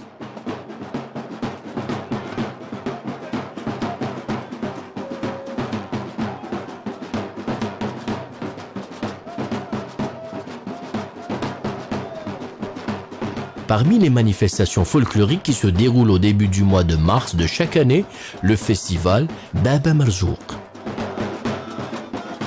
Lors de cet événement festif, une troupe d'hommes exécute des airs de Qarqabou et de Tbl. Les sons mélodieux émis par les instruments de musique sont suivis d'une danse rythmée, dont la gestuelle revêt un particularisme notoire. Ces artistes apportent à leur œuvre une touche singulière qui s'exprime par de petits pas exécutés sous des acclamations des spectateurs. Cette fête confère à la ville d'El Oued une ambiance d'allégresse et de gaieté. Cette danse fait partie de l'histoire de la région. En effet, l'appellation que porte ce festival fait référence au saint homme Sidi Marzouk qui habita Fezzan. Sa tombe se trouve actuellement dans la ville de Nafta, en Tunisie. La population lui fit allégeance et lui voua obéissance et respect. Grands et petits contribuent à leur manière à la réussite de cette fête. Ils apprennent les pas de cette danse qu'ils connaissent depuis leur jeune âge. Ils font l'événement dans cette manifestation exceptionnelle.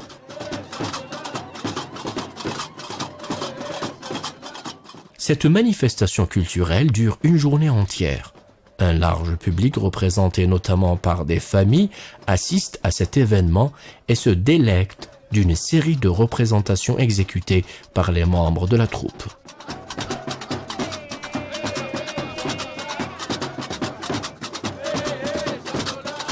Outre ces festivités, El Oued abrite également tout au long de l'année de nombreuses autres manifestations et fêtes locales. Au printemps, El Oued célèbre la fête de la ville aux 1000 coupoles. Cette saison est également célébrée, c'est la fête du printemps, une fête appelée localement Taqyut. Lors de cet événement, des plats populaires particuliers sont préparés par la population, notamment le pain traditionnel, el kisra, et le beurre, dhan. En automne, la wilaya d'El Oued se prépare à célébrer une autre fête dans une autre région, la fête des hommes d'El Hashan, à Ouadrir. Cette saison est également mise à l'honneur à travers la fête de l'automne qui coïncide avec le premier jour de cette saison. Les habitants du quartier participent à l'égorgement d'un dromadaire. Concernant les manifestations musicales, outre le festival Baba Marzouk, elles se présentent sous d'autres formes telles la danse populaire, Az-Zqairi, la danse Al-Hadra et le chant religieux, le Madih. La wilaya d'El Oued, c'est des fêtes à longueur d'année, un héritage populaire riche en variantes et en us et coutumes.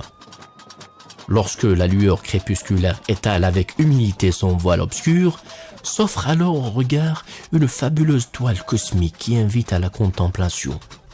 À travers ce prisme d'opacité, apparaissent les contours d'une ville qui exhume l'histoire d'une fête traditionnelle telle qu'elle se déroulait dans les temps les plus lointains.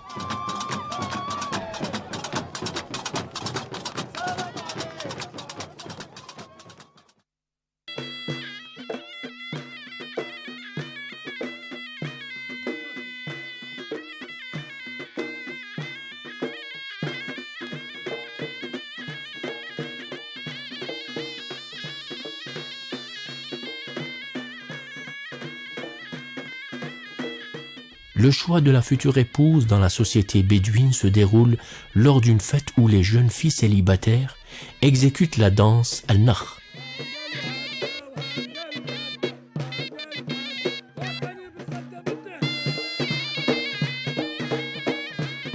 En faisant tournoyer leur chevelure d'avant en arrière et de gauche à droite sous les airs du Rdassi. Le jeune prétendant se présente au milieu de la troupe de jeunes filles et lorsque son choix est fixé sur celle qui partagea sa vie, il la désignera en huile, encens et mouchoir ou alors il l'arrosera de parfum.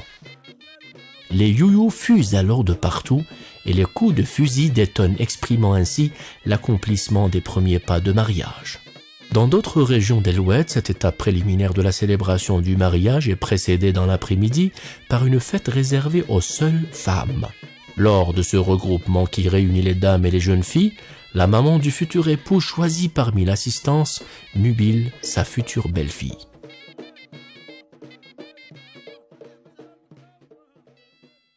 بسم الله والصلاة والسلام على رسول الله جيتك خاطب راغب في بنت الحسب والنسب إذا قبلت شرطها مقبول. Lors de ce regroupement qui réunit les dames et les jeunes filles, la maman du futur époux choisit parmi l'assistance nubile sa future belle-fille. Une fois le choix fixé, les parents du futur époux se rendent au domicile parental de l'élu pour officialiser de manière définitive les fiançailles. Les parents et proches des deux parties assisteront alors à la séance et écouteront la demande de fiançailles introduite par les parents du marié et l'accord exprimé par les parents de la mariée. Globalement, c'est la même démarche qui est suivie par la majorité des régions d'El Oued, à l'exception de quelques variantes où les parents du marié se rendent chez la famille de la future épouse pour fixer la date des festivités ainsi que le montant de la dot.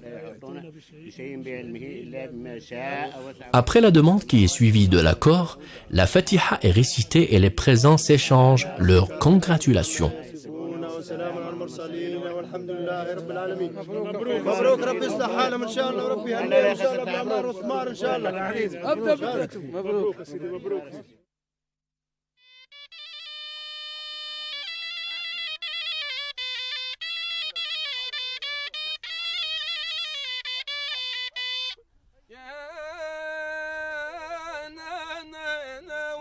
يبغي الدويلة يا نديدي والخيل تبغي المشالي يا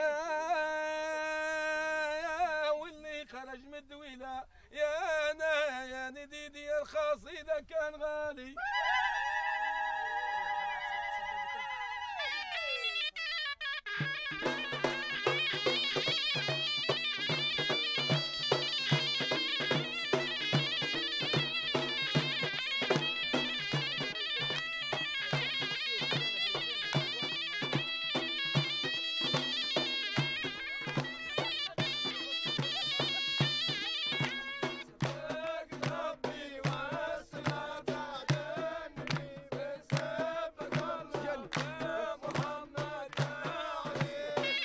Au lendemain du départ, localement appelé Arwah, de grandes festivités sont alors organisées pour les hommes et les femmes, chacun de leur côté. L'animation est alors assurée par les danseurs du Sqairi, des hommes munis de karabila ou fusils traditionnels baroud, les percussionnistes et les flûtistes. Cette danse particulière est exécutée par des hommes. Pour cela, un pied est levé vers l'avant au moment où l'autre sert d'appui, alors que les épaules sont mues par un mouvement saccadé et régulier.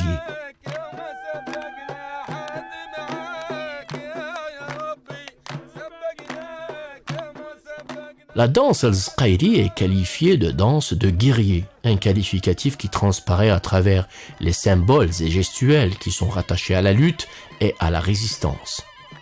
La particularité de cette danse réside également dans l'harmonie de l'exécution des mouvements des danseurs qui arborent tous une tenue identique qui leur confère unicité et particularisme. Dans certaines régions d'El Oued, lors de l'étape du départ, Arwah, le marié est vêtu d'un habit caractéristique comportant une longue soutane, un burnous et un chèche. Il porte à la main une épée dont est accroché au manche un mouchoir rouge. La mariée, quant à elle, est parée de ses plus beaux habits. Elle est alors conduite sous les airs d'acclamation et de tir de fusil.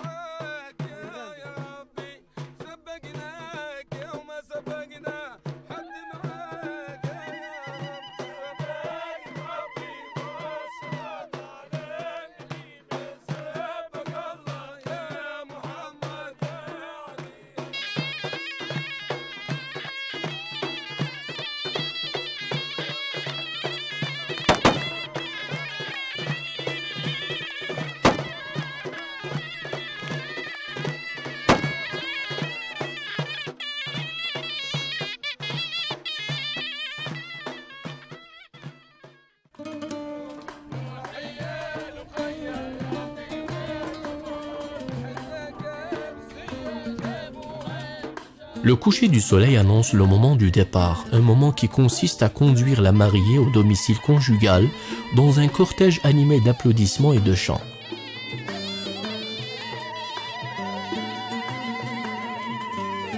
Une troupe de dromadaires est alors regroupée et sur l'un, l'on place El-Jahfa ou El-Hawdaj pour le marié et sur un autre dromadaire, l'on place Ar-Rahala pour la mariée.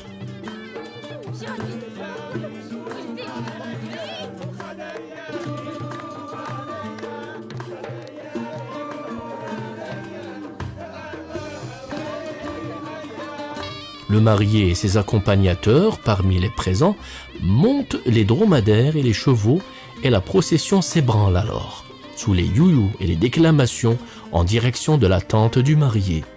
Dans certaines régions d'El Oued, à l'exemple de la région de Ouadir, la mariée arrive dans une maison appelée El-Hajba. Les deux époux demeureront dans cette maison durant 7 jours avant de regagner leur domicile conjugal.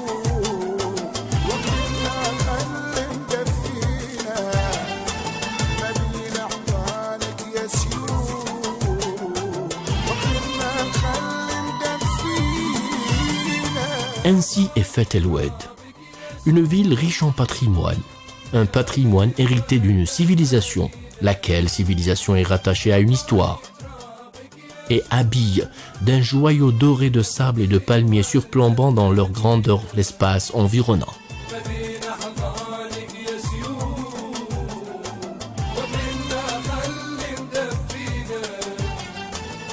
À chaque coin, des coupoles ornant le sommet des maisons et des mosquées accueillent les rayons lumineux du soleil le matin et s'en détachent le soir, à la tombée de la nuit.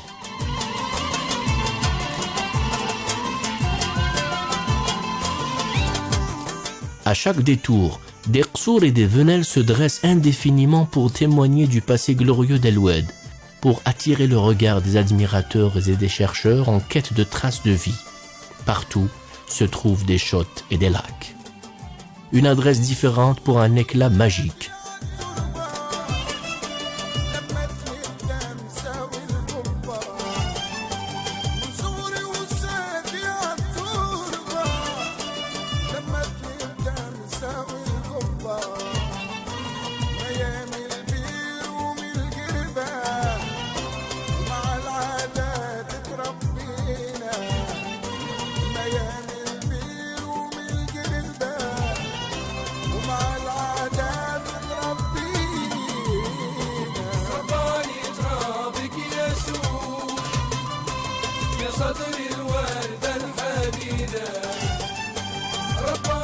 Les oiseaux migrateurs en ont fait leur halte privilégiée, aussi bien à la surface de l'eau qu'en plein ciel.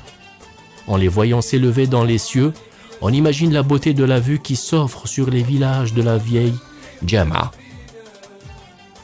Les minarets des mosquées, les coupoles de Zawiya qui se déclinent sous des traits de singularité et d'unicité, au-dessus des marchés d'El Oued qui libèrent des senteurs enivrantes et enfin des cafés populaires d'où s'échappent divers contes aussi réels qu'imaginaires.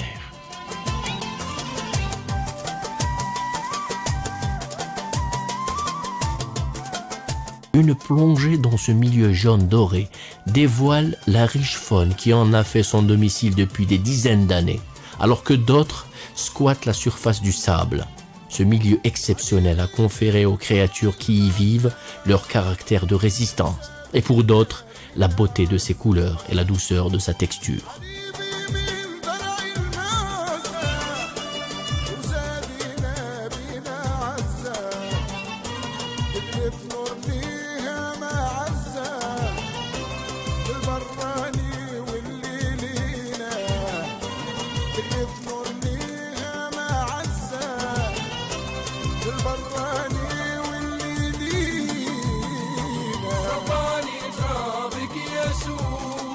Pour leur part, les oasis de palmiers s'élèvent à une hauteur qui n'a d'égal que la grandeur de leur histoire et de celle des routes qui témoignent du génie créatif de l'homme d'El Oued qui a fait étalage de toute son intelligence pour dompter la nature, en faisant se rencontrer le palmier avec l'eau souterraine.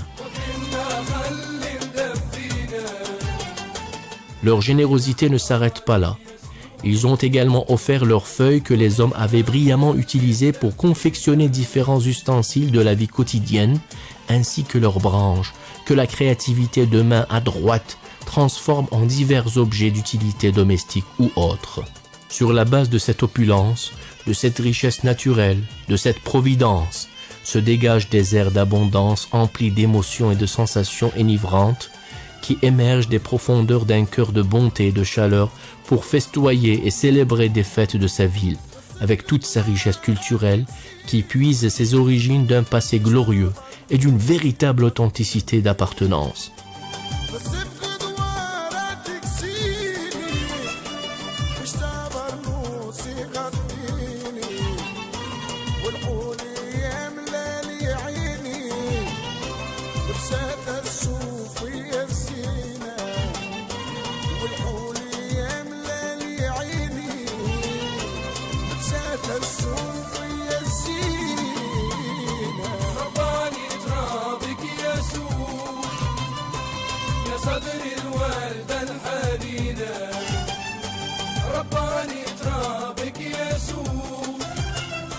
Voilà la couronne que le complexe culturel arbore royalement pour t'emprunter un peu de ton temps sans t'en apercevoir. Cet apparat orne les différentes infrastructures à destination de la composante juvénile de la wilaya d'El Oued, à l'image de ce complexe de sciences et de loisirs, comme il participe également en profondeur à dévoiler sa splendeur et son éclat à travers toutes les structures du centre universitaire qui allient sacralité de la quête du savoir et la magnificence de l'appartenance architecturale empreinte d'authenticité. L'hôte d'El Oued reçoit également sa part d'admiration et de contemplation. Devant chaque entrée d'une résidence et partout où son regard se pose, il est accueilli par des sculptures et ornements, résultat de l'excellence et du sens artistique aigu de jeunes prodiges dont la beauté de leurs œuvres n'a d'égal que l'amour et la passion qu'ils vouent à ce métier, auquel ils ont donné vie et dont ils ont reçu reconnaissance et immortalité dans le firmament de l'art et de la créativité.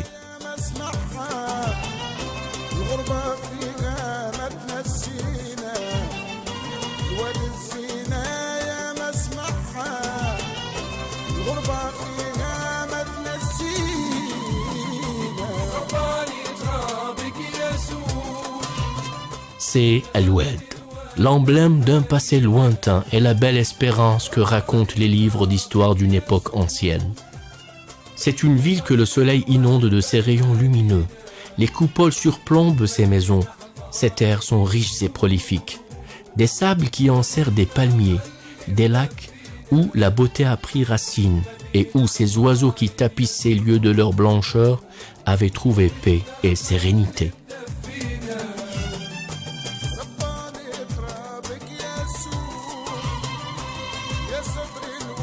Est-ce El Oued qui avait choisi ces lieux pour exister ou alors c'est l'endroit qu'il a adopté pour y habiter?